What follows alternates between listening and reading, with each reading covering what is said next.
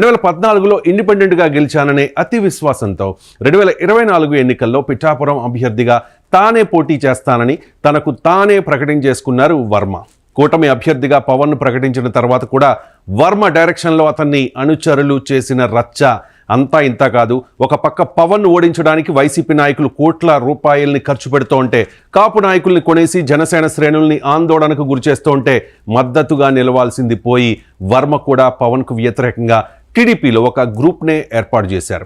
పవన్కు 1,00,000 majority ఖాయమని majority survey సంస్థలు జనసేన శ్రేణులు అంచనా వేస్తే 70,000 మెజారిటీకే పరిమితమయ్యారంటే అది ఖచ్చితంగా వర్మ దెబ్బే అని పిఠాపురంలో చిన్న పిల్లాన్ని అడిగినా చెబుతాడు. వర్మ వైసీపీ నేతలతో ఎన్నికలకు ముందు నుంచే టచ్లో ఉన్నాడని పిఠాపురంలో గుసగుసలు వినిపించాయి కూడా. ఆ గుసగుసలు ఇంకా కంటిన్యూ అవుతూనే ఉన్నాయి. కారణం వర్మ వ్యవహార శైలి. పవన్ గెలిచిన తర్వాత కూడా వర్మ అండ్ అతని అనుచరులు పద్ధతి ఏమాత్రం మార్చుకోలేదు.